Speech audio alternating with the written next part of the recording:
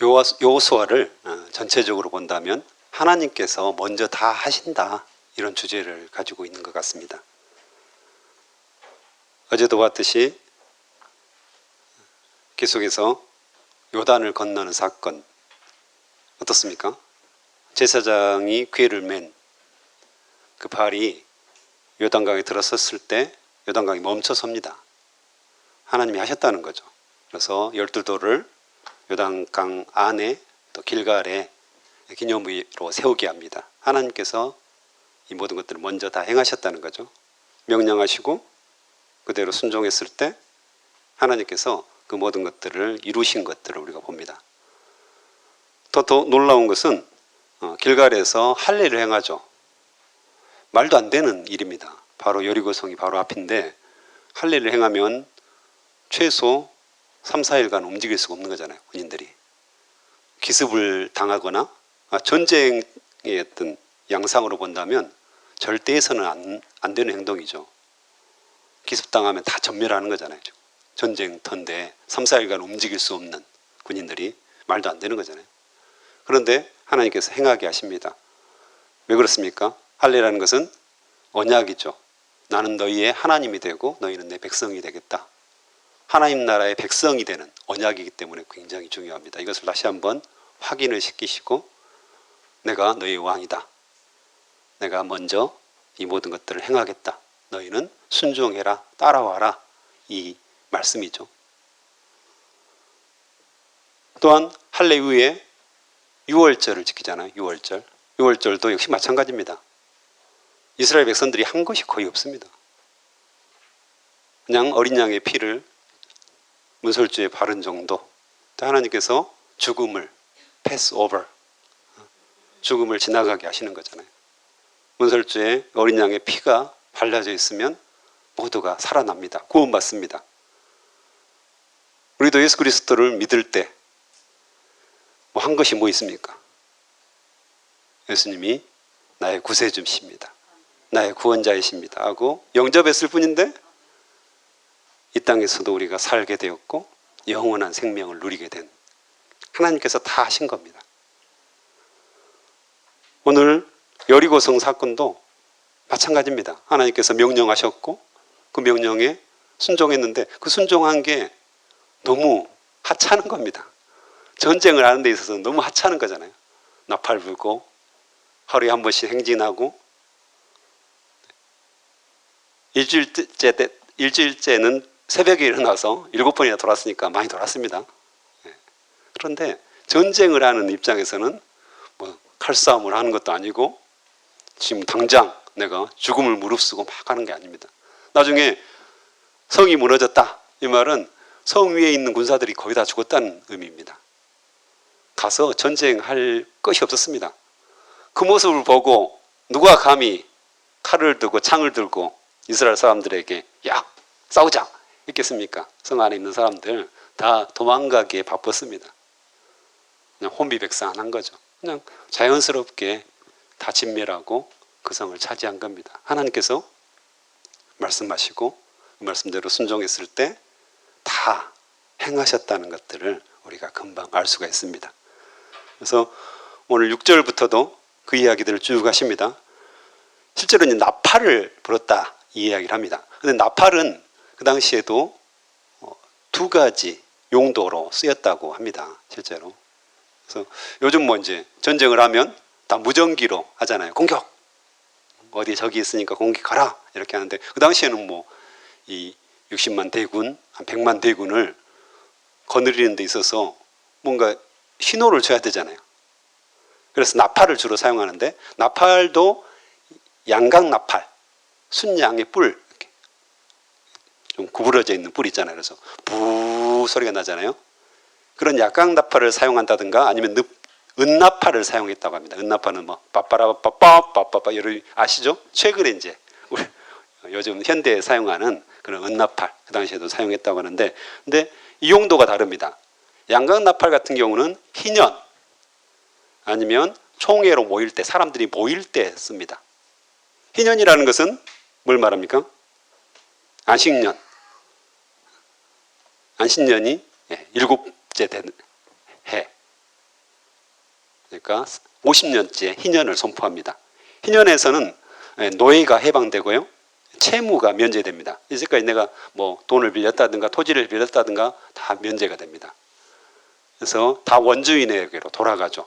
원래 땅을 뭐 더 많이 사고 이런 게 아니잖아요. 분배를 했기 때문에 그 분배된 땅을 그대로 다 원래 족속들에게 돌려주는, 그래서 평화를 선포하는. 그래서 땅도 휴경을 합니다. 쉬어주죠. 그래서 모든 것들이 평화롭게 되어지는, 평화를 선포하는. 그런데요, 오늘 나팔을 불었잖아요. 어떤 나팔을 불었을까요? 은나팔 같은 경우는 전쟁을 선포하는 나팔입니다. 전쟁을 할 때 은나팔을 불어가지고 우리가 전쟁할 거다. 모여라. 싸우러 가자.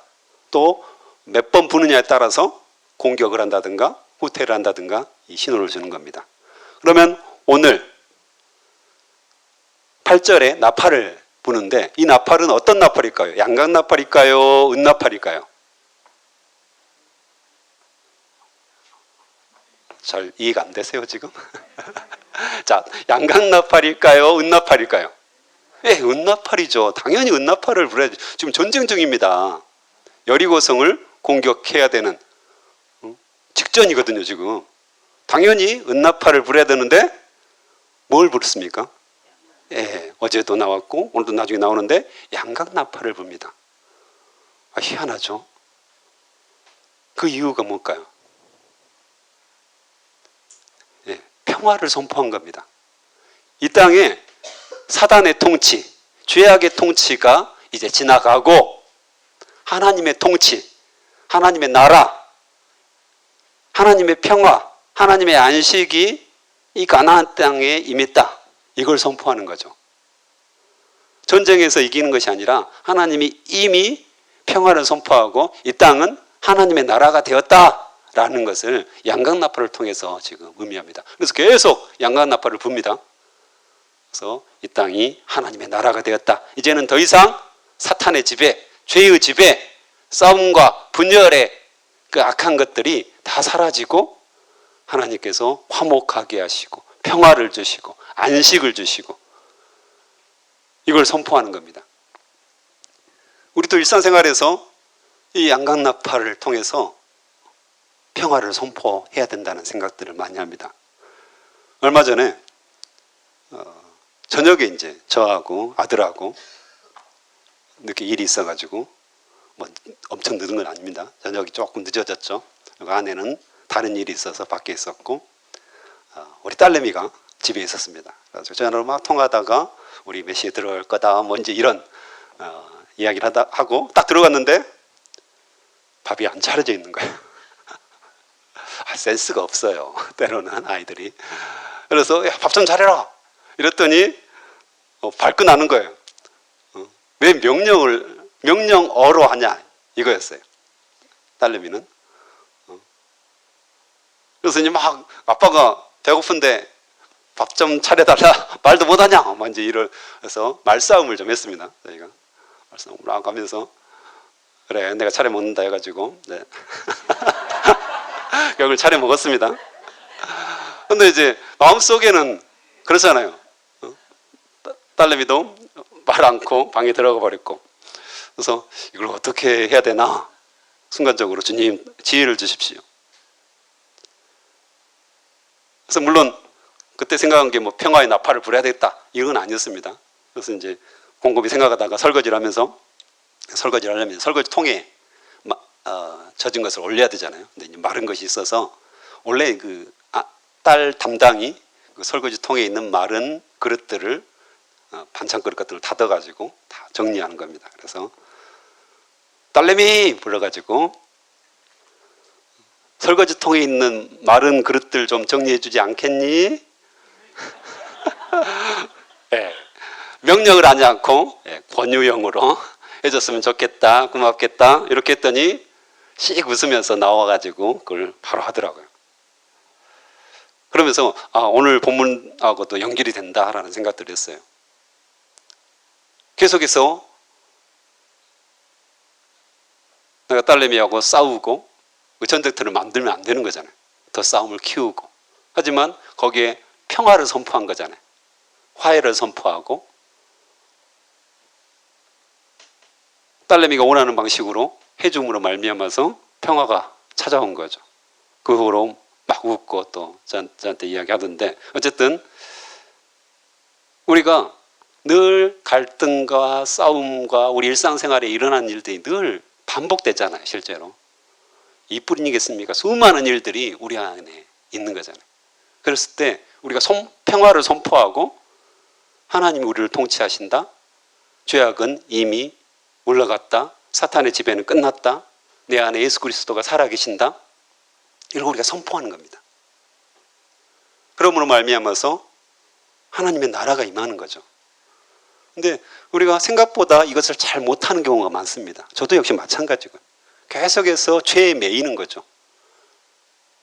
네가 잘못했어. 네가 먼저 용서를 나한테 구해야 돼. 잘못했다고 네가 해야 돼. 이 마음이 우리 안에 가득한 거 아니겠습니까? 그래서 절대 내가 다시는, 내가 이제까지 다 계속해서 내가 용서를 구했는데 다시는 용서를 구하지 않겠어. 부부간에 이런 경우 많잖아요. 그래서 고집을 부리는 거죠. 그때 이 양강나팔을 부는 것처럼 평화를 선포하는 거죠. 하나님의 나라가 이곳에 임했고 죄악은 더 이상 나를 붙잡지 못한다. 나는 죄로부터 해방되었다. 사단의 지배로부터 해방되었다. 예수 그리스도께서 나를 지배하시는 왕이시다. 그분의 생각대로 나는 순종하겠다. 이게 바로 양강나팔을 부는 모습이라는 겁니다. 그리고 이제 행진을 시작하는데 10절에 보면 아무 말도 하지 말라, 이 말이 나옵니다. 이것도 굉장히 의미가 있다는 생각이 듭니다. 광야에서 어떻습니까? 이스라엘 백성들은 늘 불평과 불만과, 혼자 있으면 이런 것들 잘 이렇게 증폭되지 않죠. 근데 많은 사람들이 모여 있는데 옆에 사람도 불평하고 이 사람도 불만을 표시하고 저 사람도 그렇고 뒤에 사람도 그러면 어떻습니까? 나도 자연스럽게 불평과 불만이 막 쌓이는 거잖아요. 그래서 같이 이야기하다 보면 다른 사람 막 욕하고, 하나님 욕하는 거잖아요. 하나님 욕하는 것도 재미있어요. 같이 이야기하면 재밌는 겁니다. 그래서 서로 막 이야기하다 보면 이게 걷잡을 수 없이 눈덩이처럼 계속해서 굴러가면 굴러갈수록 커지는 거죠. 아마 아무 말도 하지 말라는 것은 그런 의미가 아닐까 생각됩니다. 믿음이 없는 소리, 무익한 말, 부정적인 말, 이걸 계속해서 서로 하다 보면 나도 모르는 사이에 걷잡을 수 없이 거기에 빠져드는 거죠. 헛된 말들을 계속하다 보면 이건 싸움이 안 됐을 거라고 생각됩니다. 그 돌아와서 뭐합니까? 한 바퀴 돌았는데 뭔가 금이 좀, 벽에 금이 좀 갈라졌다든가, 뭐 지진이 나가지고 조금 1cm 정도 폭삭 내려앉았다든가, 뭐 그런 게 나와야 되는데 한 바퀴 돌아도 아무 일 없었습니다. 6일 동안 한 바퀴 계속 돌았는데 아무 일이 없었습니다. 아마 여리고성의 성벽에 있는 군사들이 조롱됐을 겁니다. 쟤들 뭐 하는 거야 지금? 지금 장난하라. 그리고 마지막 날 7바퀴를 돌 때까지 아무런 일들이 안 일어났습니다.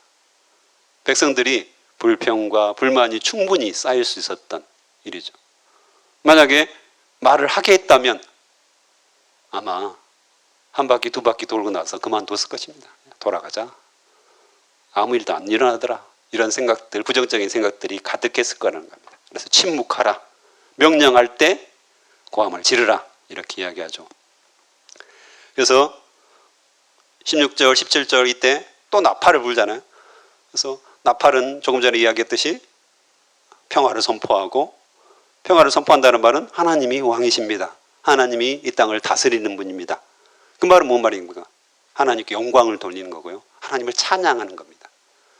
나팔 소리를 한 개로 불었을까요? 아니었을 겁니다. 수백 개. 그 모아놓은 사람들을 다 신호를 주려면 수백 개를 불렀을 겁니다. 그러면 놀라운 찬송의 소리, 영광의 소리가 가득했다는 겁니다. 하나님을 찬양하는, 하나님을 높이는 그 소리가 이 여리고 둘레, 여리고가 그렇게 넓지 않습니다. 아마 이스라엘 백성들이 군사들만 에워쌌어도 아주 강강술래처럼 완전히 에워싸는 정도였거든요. 그래서 곳곳에서 지금 양강나팔 소리를 불러 하나님을 찬양하고 영광을 돌리는 겁니다. 찬양 소리가 크게 높아졌다는 것을 우리가 알 수가 있습니다.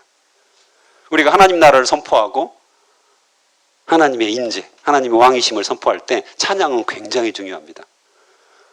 찬양을 소리 높여 부를 때 하나님께서 이 땅을 통치하시는 것들을 우리가 선포할 수 있습니다. 어떤 분들은 찬양을 너무 적게 하는 분들도 있어요. 근데 앞으로는 우리가 찬양을 목소리 높여서 괜찮습니다. 성 때 결절될 정도로 여러분들 상하지 않습니다.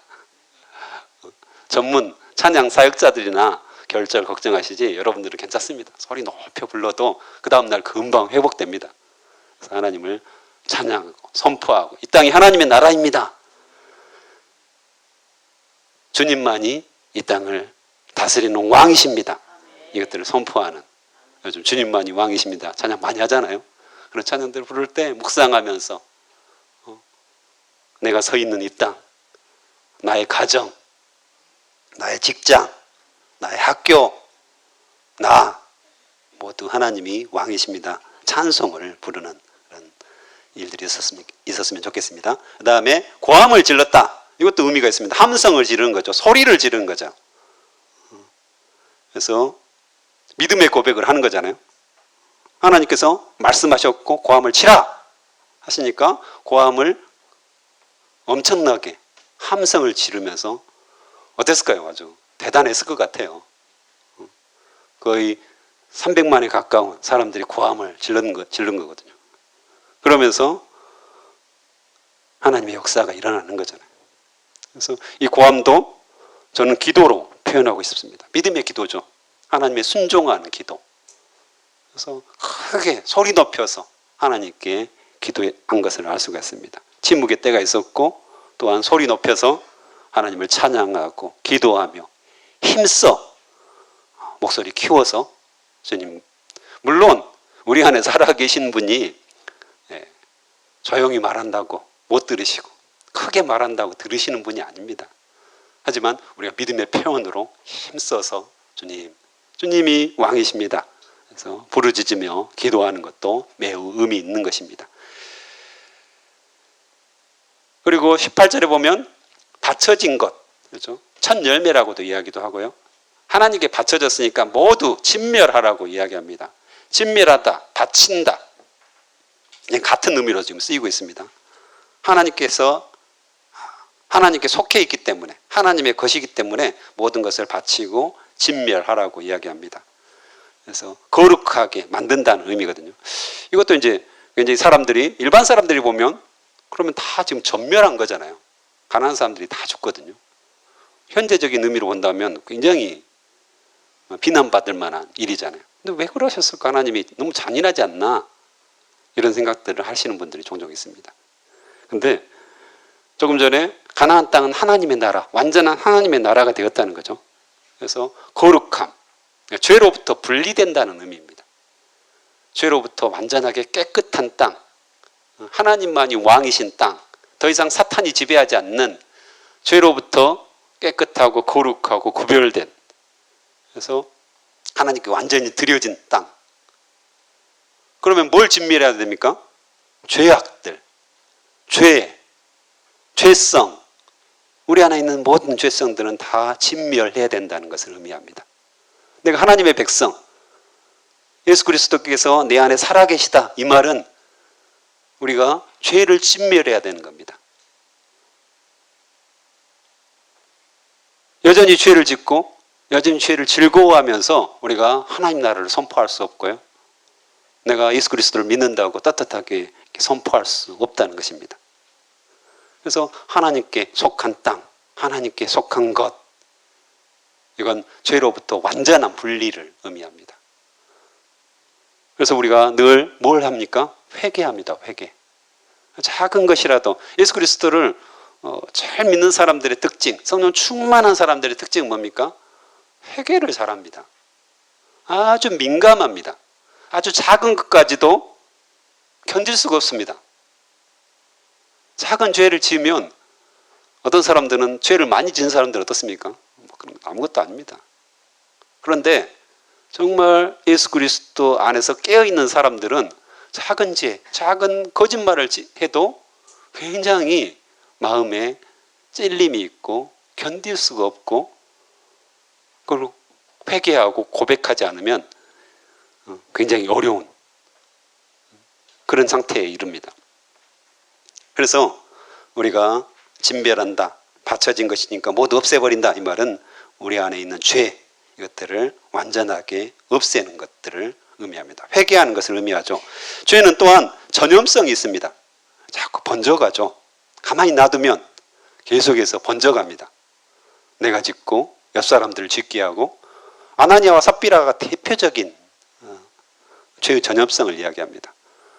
아나니아가 헌금을 드리기 위해서 밭을 팔았잖아요. 그래서 부부가 이제 함께 했잖아요.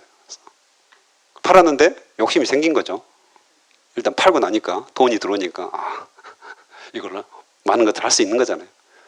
그때 삽비라가 이거 우리가 아나니아가 이것을 우리가 취할까 할 때 삽비라가 안 돼요. 안 돼요. 절대 안 됩니다. 우리가 다 하나님께 바쳐진 건데 절대 안 됩니다. 라고 했다면 어땠을까요? 아나니아가 정신을 바짝 차렸겠죠. 그런데 삽비라도 그럽시다. 이렇게 한 거예요. 죄가 전염된 거죠. 그래서 죄를 진멸하지 않고 조금이라도 남겨두면 그것은 점점 독버섯처럼 곰팡이처럼 번져갑니다. 퍼져갑니다. 강력한 힘을 가지고 있죠. 그래서 다 진멸하라고 합니다. 진멸하지 않으면 그들이 그 죄악들, 완전히 가득 찬 죄악들이 다시금 곰팡이처럼 독버섯처럼 계속해서 번져갈 거라고 이야기하는데요. 실제로 어때요? 나중에 우리는 알고 있잖아요. 이스라엘 사람들은 그때 몰랐을 겁니다. 나중에 기브온 사람들 또 수많은 족속들을 쫓아내지 못했다고, 쫓아내지 않았다고 이야기합니다. 자기들의 종으로 쓰기 위해서, 일시키기 위해서 쫓아내지 않았다, 이런 표현들을 쓰는데요. 그랬을 때 어때요? 나중에 죄가 이스라엘에 가득하여서 나중에 진멸당하고 포로로 잡혀가고 수많은 어려움들을 이스라엘 백성들이 겪어요. 이것이 우리에게 주는 교훈이 있습니다. 우리 안에 조금의 죄악들이 늘 들어오기 시작합니다. 사단은 우리를 계속해서 공격합니다. 예수 그리스도를 믿어서 우리가 정결하게 되었는데, 거룩하게 되었고 깨끗하게 되었는데 여전히 죄가 우리를 공격하고 사단이 우리를 공격합니다. 그때 민감하게 깨어가지고 성령 충만해서 회개하고 작은 것이라도 심각하게 생각해야 되는데 우리가 점점 이게 무디어지면 사단의 공격을 쉽게 당한다는 거죠. 그래서 그 의미들을 가지고 있습니다. 진멸하라. 하나님께 바친 거니까 거룩하게 구별을 해라. 이렇게 이야기를 합니다. 이 시간 함께 여리고성을 통하여서 우리에게 주시는 말씀들을 가지고 기도하시겠습니다. 하나님 아버지 감사합니다. 주님께서 이 가나안 땅에서 하나님께서 먼저 다 하시겠다고 말씀하여 주셔서 감사합니다. 우리도 동일하게 우리 일상생활에서 우리의 삶 속에서 하나님께서 먼저 다 하시겠다고 약속하여 주셔서 감사합니다. 말씀이 그것을 우리에게 알려줘서 감사합니다. 하나님, 우리도 주님 말씀대로 순종하며 나아가기를 간절히 소망합니다. 주님 말씀대로 살고, 말씀이 가라 하면 가고, 말씀이 멈추라면 멈추고, 말씀이 좌하라면 좌하고, 말씀이 우하라면 우하고, 주님의 말씀대로 늘 살아가며 주님 안에서 정결한 모습으로 회개하며 살아갈 수 있도록 주님 인도하여 주시옵소서. 오늘 하루도 주님과 동행하며 주님께서 앞서 가시는 그 모습을 뒤에서 졸졸졸졸 따라가는 우리의 삶이 될 수 있도록 축복하여 주시옵소서. 오늘도 귀한 헌금을 통하여서 하나님께 자신의 모든 것을 드리는 자들이 있습니다. 그 마음을 받아주시고 소원을 이루어 주시고 이미 다 이루었다 말씀하여 주시옵소서. 내가 다 이미 응답하였다 말씀하여 주시고 취하는 자들 될 수 있도록 역사하여 주시옵소서. 감사하며 예수님의 이름으로 기도합니다. 아멘.